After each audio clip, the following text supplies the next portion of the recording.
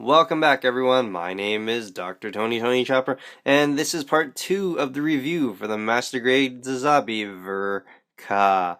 Now, in this part, we're going to take a look at the body and the limbs of the kit, and hopefully we'll be able to find out some goodies inside or whatnot. Let's get started. Now, starting from the bottom, we have the leg. Now, the leg is quite massive.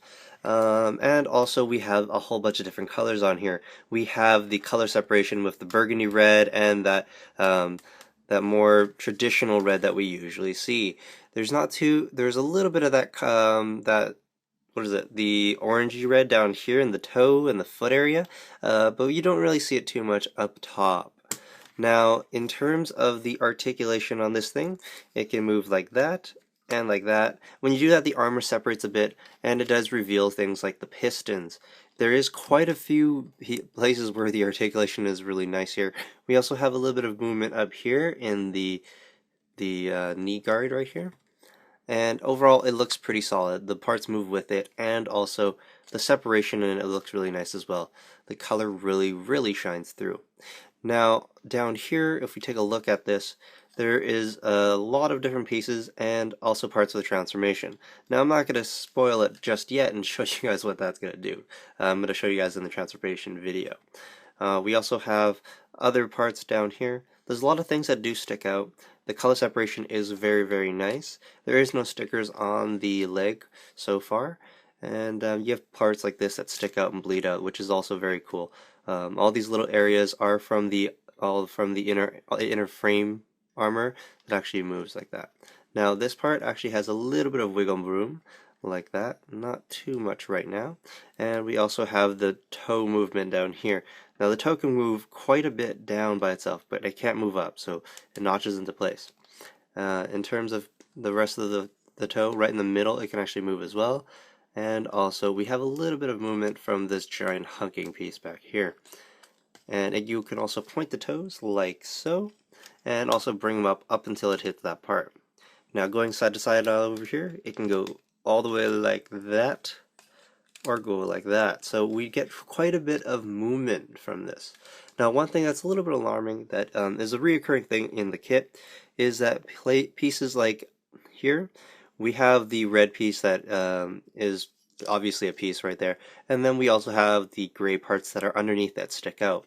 Now if you look close enough, they actually have a couple gaps in between, which is quite alarming in my opinion. They weren't as seamline fits as you would think, like seamless fits, my bad. So that's a little bit alarming and should be addressed. But things like the yellows on the thrusters and whatnot do look absolutely amazing. I'm really happy they gave us parts for that. We also have a little bit of a gimmick down here. These toe spikes actually come out. You gotta flip it out like that. And for this one, you just need to flip it open like that, revealing a little bit of gray. Now on this side it is hollow, and on the other side it's solid, so you're gonna have to do a little bit of filling. But this is so he can grip onto, asteroids and whatnot.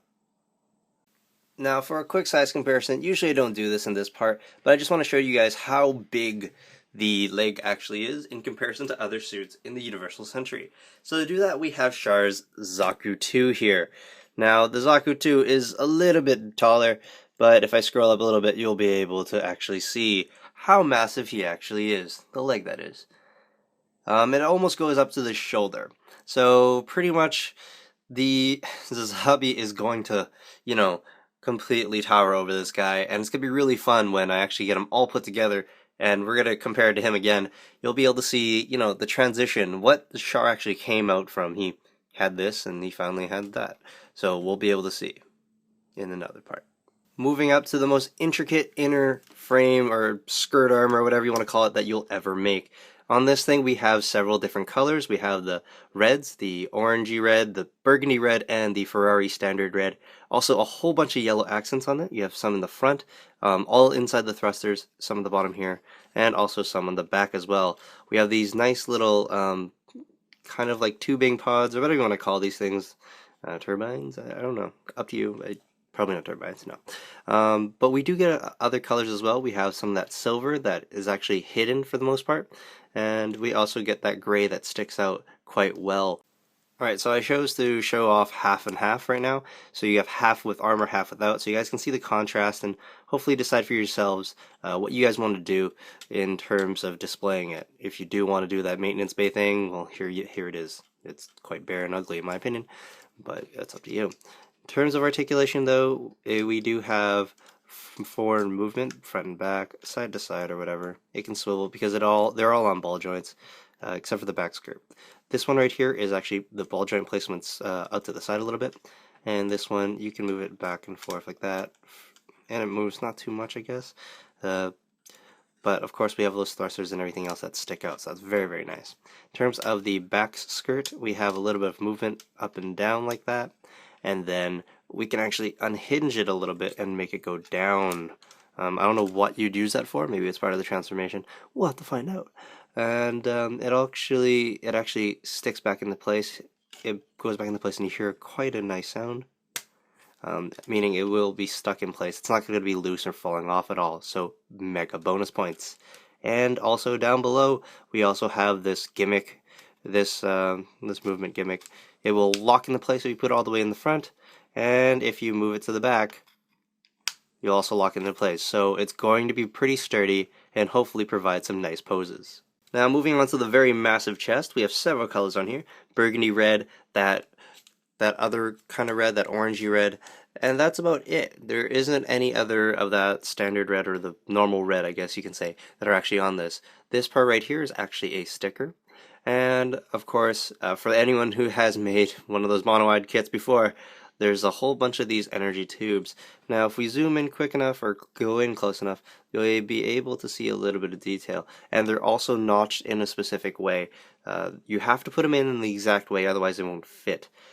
And this connects to that mega particle cannon. The colors are pretty good. We also get that gray and also that black that sticks out, looking incredibly sharp. Now one thing I did want to note is, remember these parts on the new Gundam ver.Ka that stuck out of the inner frame and made it look cool? This guy has it too, except this is not a part of the inner frame.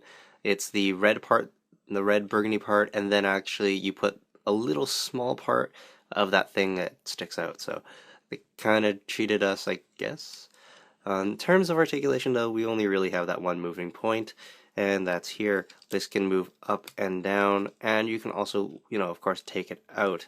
When you do take it out, it's going to get a little bit funky and strange though, so, hopefully we'll be able to see this a little better when everything is put together, especially when the arms are put together. It's kind of, whatever. It's still pretty hollow here, and it does seem like they went and gave us a pretty good locking mechanism there. In terms of the chest movement, we have a little bit moving here, revealing that inner frame, and also the transformation bit. The tubes on this don't actually seem loose, unlike previous reincarnations or whatever, so that's really, really good. It doesn't seem like it's going to get dislodged too easily. Now we also get a portion here where you can actually take open and put in your LED. And we also get a hole that actually lets you have the light piping go straight through. So if you do have the LED, go ahead, shove it in. If you don't, then you're not really missing out on too much. And of course we get those giant pegs for the backpack to stick on. Now going into the mega hunking shoulders, they are quite big, and there's a whole bunch of different colors on this. We have the orangey red, the burgundy red, but for the parts that are supposed to be the standard red, a lot of it is made up with these stickers. Now I only put 1 or 2 of these on, but you do get a whole bunch more. Overall, the detail on this is quite solid. There's some nice panel lines, some channels. We also have that gray that bleeds through, also that silver for that inner frame area, and that yellow, of course. Very, very nice, and it looks like it is pretty well thought out. And the only problem I have with this is, despite my best efforts, the connection for this part's a little funky, so I may or may not be able to actually close this off properly. So if I wanted to show the Sazabi, kind of standard form without a transformation, it won't really work out because I can't actually completely put this together.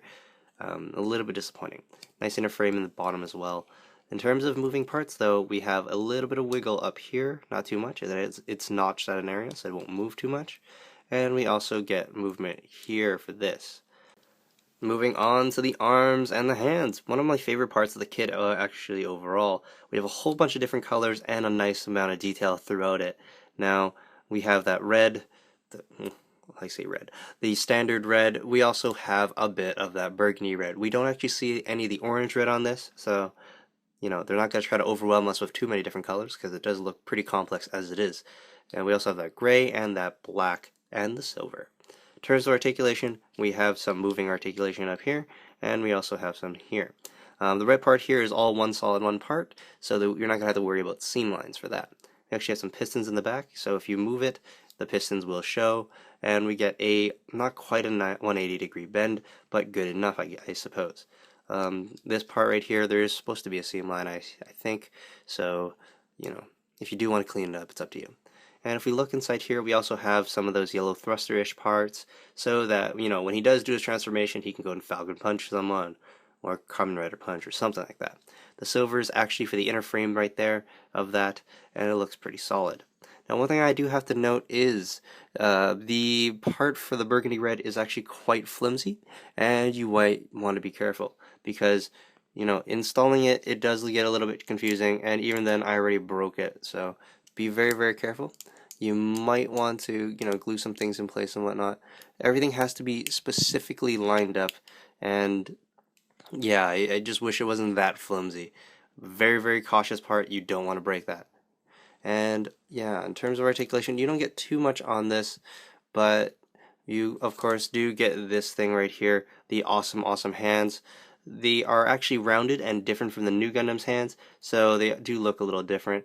And of course, this part right here does stick through, and yeah, you're not going to get too much in terms of other things, but this does move around quite well, and of course you get those master hands, so win-win-win. So, speaking about this very glorious looking head, we have several points, several different colors. We have that orangey red and the other red, the Ferrari red, I'm going to call it, and also that burgundy that's stuck in the escape pod. Now, note that we do get two different escape pods that you can actually use.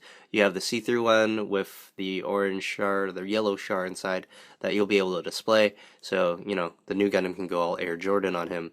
But if you don't, we actually have that other one as well. We have some see-through inside, so that looks very, very solid.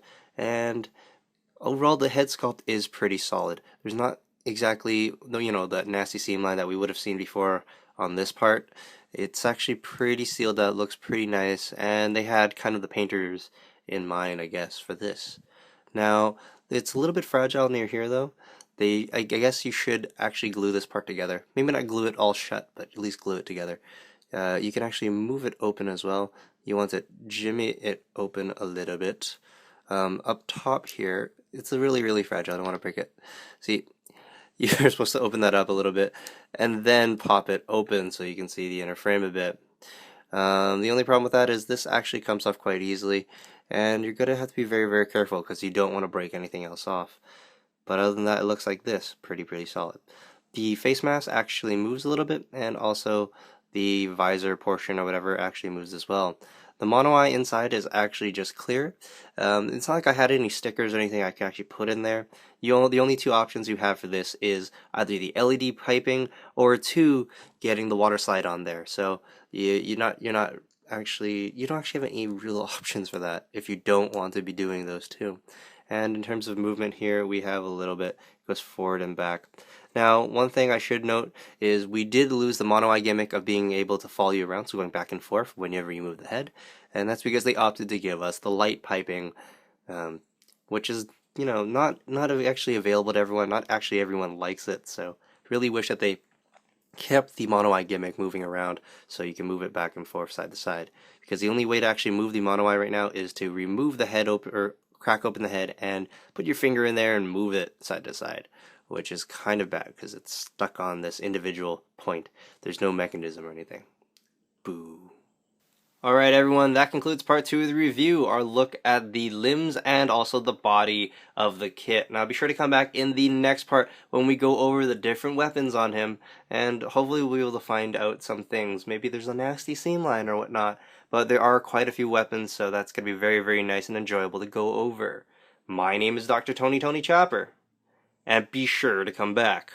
I'll see you guys then. Peace out.